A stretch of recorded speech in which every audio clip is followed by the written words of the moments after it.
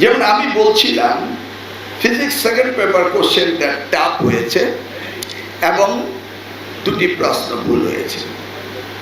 বস্তুত কিন্তু দুইটি প্রশ্ন তেমন কোনো ভুল হয়নি, বাট ভুল বলে সবাই বলছে। এবং প্রশ্নটা যিনি করেছেন তিনি যারা থিওরি পড়েছেন তারা প্রশ্ন ঠিকই পাচ্ছেন। ইন দিস কেস আমি বললাম যে কোশ্চেন যারা তৈরি করেন, মডারেট করেন, তাদেরকে 2 বছর জন্য ট্রেনিং দিতে হয়।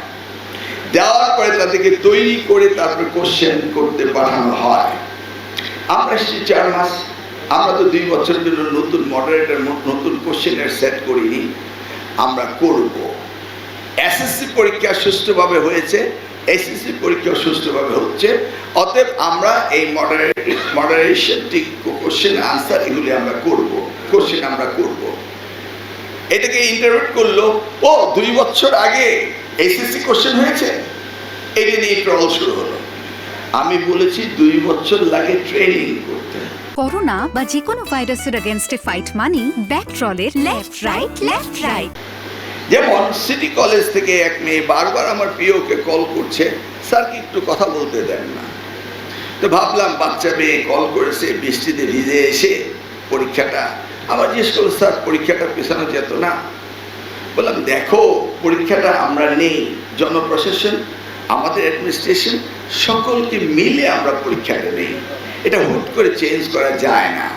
তবে আমি বিকেল 5টা পর্যন্ত মেট্রোলজিস্টের সাথে, ওয়েদারম্যানের সাথে কথা বলেছি, তারা বলেছে কোনো বৃষ্টি হবে না, সেই জন্য আমরা পরীক্ষাটা নিচ্ছি।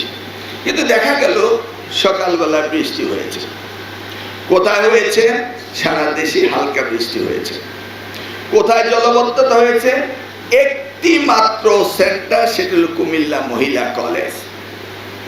এবং আমাদের নিয়ম রয়েছে, দুর্যোগপূর্ণ আবহাওয়া হলে ওই এলাকার ইউনো ডিসি তারা ওই কেন্দ্র বন্ধ করবেন কি করবেন না তাদের সিদ্ধান্ত। পরীক্ষা বন্ধ করার দায়িত্ব কিন্তু ওই এলাকার অথরিটি করেনি। সারা বাংলাদেশে এটা হয়েছে, কিন্তু একটি সেন্টার বৃষ্টি হয়েছে, কিন্তু একটি আপনার দ্বিতীয় কোনো সেন্টার দেখাতে পারবেন না। ঢাকা শহরে বৃষ্টি হলে জলাবদ্ধতা হয়, এটা একটা কমন টার্মিনোলজি, এটা কোনো নিত্য নতুন ব্যাপার না। সেই জন্যই কিন্তু আমি বারবার বলছিলাম পরীক্ষাগুলোকে আমি এগিয়ে নিয়ে আসবো।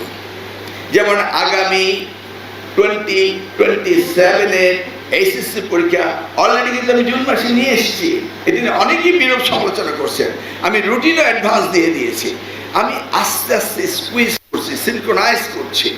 ম্যাট্রিক পরীক্ষাগুলো নিয়ে আসতেছি জানুয়ারিতে, ইন্টারমিডিয়েট পরীক্ষাগুলো নিয়ে আসছি মার্চে। এইভাবে আমি প্ল্যান অ্যান্ড ডিজাইন করেছি। মেয়েটি আমাকে জিজ্ঞেস করলো, স্যার বৃষ্টির মধ্যে পরীক্ষা দিলেন আপনাদের? আমি বললাম হ্যাঁ আমি জানি বৃষ্টি হয়েছে, আমি তোমাদের নিয়ে খুব চিন্তিত। সেই সাথে বললাম আমার মেয়ে তানজিদা, ওর মাথায় একটু বৃষ্টির পানি পড়লে জ্বর আসে ফার্মের মুরগির মতো, সেই জন্য আরও বেশি চিন্তা করতেছি তোমাদের কি জ্বর আসে কি না। সেই জন্য আমি খুব উদ্বিগ্ন, যেটা হয়েছে তো হয়েছে, জ্বর আসে কি না। কিন্তু কি করা যাবে, আমাদের পরীক্ষা তো সকলের সাথে কথা বলে বলতে হয়। সকলেই বলেছে পরীক্ষা নেওয়া যাবে। লক্ষ্মী মা পরীক্ষাটা দিয়ে দাও, মাকে বলো 1 কাপ কফি বানিয়ে দিতে, পড়ার টেবিলে বসে দাও। ইউসি শিক্ষার্থীরা তারা এই ধরনের একটা ন্যারেটিভ, এই ন্যারেটিভটাকে তারা নেগেটিভে নিয়ে গেল। ইউসি জাতি যদি এইভাবে অর্থ কানা হয়ে যায় তাহলে তো আমাদের ভবিষ্যৎ ভালো হবে না। কিভাবে না আমাকে নিয়ে ট্রোল শুরু হলো, এবং যারা ট্রোল করতে শুরু করলো তাদেরকেও পরীক্ষার্থী না।